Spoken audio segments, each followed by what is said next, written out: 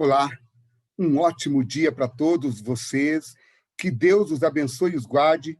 Vamos hoje estudar aqui o capítulo 63 do livro do profeta Isaías. Convido você, querido amigo, querida amiga, a abrir a sua Bíblia nesse capítulo 63. Mas antes, também convido você a participar da pregação do Evangelho, compartilhando essa mensagem nas suas redes sociais. Compartilhe esperança, compartilhe amor, compartilhe misericórdia, para que outras pessoas também possam tê-las. Agora, com as suas Bíblias abertas, com o compartilhamento feito, convido você a uma oração. Vamos orar a Deus? Pai nosso que estás nos céus, santificado seja o teu santo nome. Muito obrigado, Senhor Deus, por todas as bênçãos que o Senhor tem derramado sobre cada um de nós. Ó Deus Pai Todo-Poderoso, muito obrigado pela tua misericórdia, pelo teu imenso amor. Ó Deus, nós não somos merecedores, mas, no entanto, o Senhor se compadece de cada um de nós. Então, abençoe os teus filhos, onde quer que eles estejam, e que todos possam ser agraciados agora pelo estudo da tua palavra, em nome de Jesus. Amém. Já com a Bíblia aberta, vamos então ao título da mensagem de hoje. Deus vinga o seu povo. Espera aí, agora Deus está vingando? Deus é um Deus que vai matar as pessoas? Vamos entender aqui, dentro da palavra do Senhor, no capítulo 63, que tem aqui aproximadamente 19 versos, 18, 19 versos. E aqui, queridos, vai ficar muito claro a indignação de Deus contra o mal. O mal que surgiu lá no Jardim do Éden, através dos nossos pais, Adão e Eva. Ele tem dia e hora para acabar, queridos. Ele tem dia e hora para ter um final. Mas hoje Deus quer tirar o mal de dentro do nosso coração. Porque o nosso Deus Todo-Poderoso, ele odeia o pecado, ele odeia o mal, mas ama o pecador. Por isso que a Bíblia, a palavra do Senhor, está aqui na nossa frente hoje para nós estudarmos. Então, vamos aqui ao estudo da palavra. Quem é este que vem de Edom, de Bosra, vestido de roupas vermelhas, roupas vistosas, que vem marchando na plenitude da sua força? Ou seja, Deus vem no seu poder, Deus vem na sua força para mostrar que o mal tem dia e hora para acabar. Amém, queridos? Esta é a mensagem de hoje. É Deus dizendo para mim, para você, todas essas coisas ruins aí que está acontecendo no mundo, vai acabar. Uma hora ela vai acabar, ela vai ter um fim. Por isso que é importante a gente entender agora como ele vai fazer isso. Aí ele diz, quem é que vem? Agora ele responde. Ele diz assim, sou eu que falo com justiça, que sou poderoso para salvar. Nunca, jamais diga que Deus não tem força para te tirar das garras do mal. Jamais diga isso no seu coração.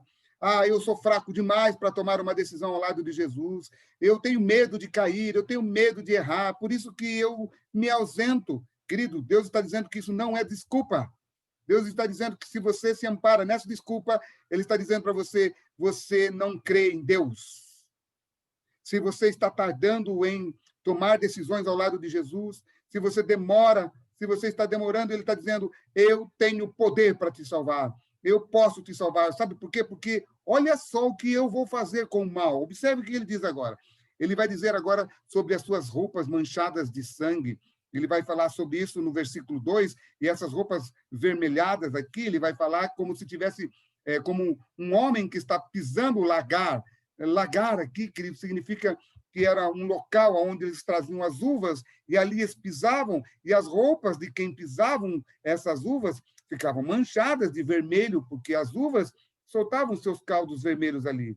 Então, queridos, o que a Bíblia está dizendo para mim, para você, que Deus, no seu poder, ele vai esmagar o mal, ele vai colocar um fim no mal, e é ele quem vai vingar todas essas coisas. As roupas avermelhadas, o sangue dessas pessoas sendo pisoteadas e sendo totalmente destruídas, você observa lá no livro do Apocalipse. Então, esta passagem aqui, o profeta já está vendo aqui, queridos, algo no futuro. O profeta já está vendo algo que vai acontecer no futuro. Então, é importante que eu e você entenda sobre isso. É importante que eu e você veja que todas essas bênçãos, que toda essa vingança de Deus vai acontecer no dia da volta dele. E por isso, então, ele diz assim, que eu mesmo não vou precisar de ajuda de ninguém, eu mesmo vou fazer isso. O desejo de Deus sempre foi e sempre será terminar com o mal. O desejo de Deus sempre será em exterminar o mal para sempre. Então, queridos, não tardem em tomar decisões ao lado de Jesus. E aí ele diz, a destruição será não para aqueles que aceitam a Jesus hoje, mas para aqueles que estão no território do inimigo, aqueles que são maus, aqueles que não aceitaram Jesus.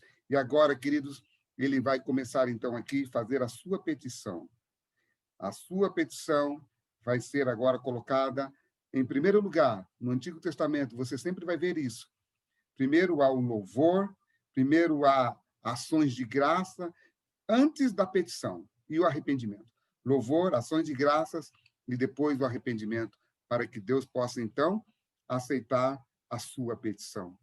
Se você não der ações de graça, se você não louvar a Deus, se você não se arrepender, eis que a mão do Senhor está encolhida para você.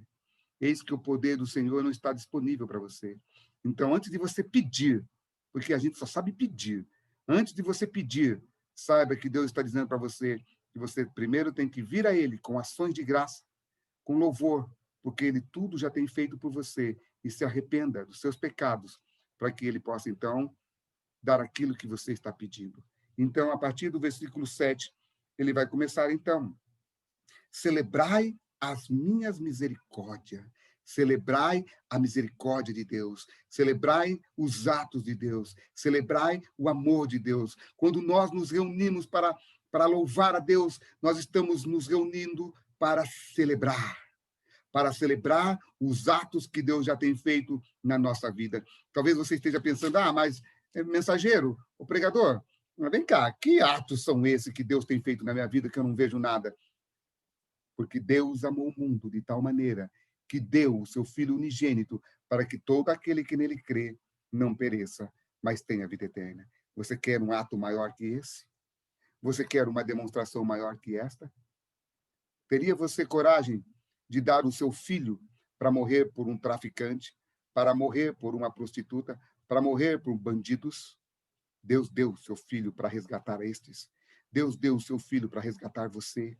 Deus deu o seu filho para me resgatar, porque ele nos ama, apesar de quem nós somos.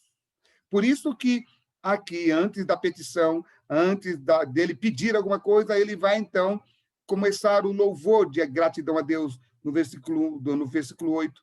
No versículo 9, ele vai falar, aliás, no versículo 8, aí ele fala sobre isso, mas no versículo 7, ele deixa bem claro quais são esses atos de misericórdia de Deus. Ele diz, os atos são gloriosos, segundo tudo o que o Senhor nos concedeu, ele já nos deu. Segundo a grande bondade com a casa de Israel, ele também é bondoso com a casa de Israel. Ele usou de bondade para com eles, segundo a sua compaixão, segundo o seu amor amparado nele, segundo a multidão das suas misericórdias. É nisso que ele coloca aqui o seu louvor. Apesar da oração ser penitenciária, ou ele está fazendo uma oração de penitência, antes ele coloca aqui uma gratidão a Deus. E essa gratidão está amparada no que Deus é, no que Deus fez e no que Deus fará. Por isso, antes de você pedir, lembre do que Deus já fez, do que Deus faz e o que ele vai fazer quando ele voltar das nuvens do céu. Aí, através do verso 8, ele começa, então, a mostrar o que Deus fez. E Deus fez isto, Deus era um Deus presente quando você estava angustiado. Então, quem é esse aqui? Com quem que Deus está tendo compaixão? Não é com os rebeldes, não é que aquele que resiste ao Espírito Santo, porque ele vai colocar isso aqui. Mas antes, ele diz que ele mandou um anjo. Esse anjo aqui não é um anjo comum, não é uma criatura criada por Deus, porque esse anjo, ele teve poder para salvar, ele teve poder para remir. Então, esse anjo é a segunda pessoa da Trindade, ou a segunda pessoa da divindade. Primeiro ele fala de Deus, depois ele fala desse anjo, depois ele fala do Filho, e logo em seguida ele fala do Espírito Santo. Todos os três com a mesma função de salvar, de remir, de resgatar, e todos os três são um Deus presente. Se você duvida que existe o Pai, o Filho e o Espírito Santo, aqui, nesse capítulo, fica bem claro a presença do Pai, do Filho e também do Espírito Santo. Por quê? Porque esse Espírito Santo aqui não é uma força. Esse Espírito Santo, a Bíblia diz aqui que ele se constrange ou contristaram o seu espírito. Contristar é magoar o Espírito Santo. Se magoaram ele, é porque ele é uma pessoa. Então, aqueles que dizem que o Espírito Santo não existe, que ele é uma força, mentira. A Bíblia aqui está garantindo que existe o Pai, o Filho e o Espírito Santo. E há no céu uma hierarquia, e essa hierarquia é bem clara aqui dentro desse capítulo. É Deus dizendo que ele, o Espírito Santo, o Deus Espírito Santo, ele habitou no meio do povo. Foi ele que passou ali no mar e abriu o mar para que o povo pudesse andar, para que o povo pudesse passar por aquele mar vermelho.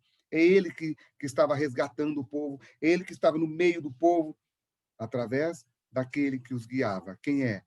Jesus Cristo. Então, entenda, queridos, o Espírito Santo existe, ele é Deus. Jesus Cristo, ele existe, ele é Deus. O Pai existe, ele é Deus. Então, o Pai, o Filho e o Espírito Santo estão implícitos aqui. É Deus dizendo para mim, para você, antes de você pedir alguma coisa para qualquer um desses três da divindade, você tem que vir com louvor, gratidão e arrependimento. E aqui há como ele faz isso, a partir aqui do versículo 10. Mas eles foram rebeldes, ele reconhece, contristaram, resistiram ao Espírito Santo. Por isso, eles se tornaram inimigos de Deus. A pergunta que eu faço é, você não está resistindo ao poder do Espírito Santo na sua vida, te chamando todos os dias? Entenda que esse chamado de Deus é para que você não se torne inimigo de Deus. Se você resiste ao Espírito Santo, você está bloqueando a ação de Deus na sua vida. Então, quando você vai tomar uma decisão ao lado de Jesus, querido? Quando você vai deixar de transgredir o sábado? Quando você vai deixar de viver amaziado com alguém? Quando você vai deixar de abandonar o pecado, queridos? Quando? A pergunta é quando? Às vezes você pensa que você tem o dia de amanhã, mas a Bíblia diz que nós não temos. E a Bíblia diz aqui que o mesmo Deus de ontem é o mesmo Deus de hoje e será eternamente. Hebreus 13, versículo 8, a Bíblia diz claramente isso. Então, se o Deus de ontem é o mesmo Deus de hoje, ele também faz o mesmo apelo para mim e para você.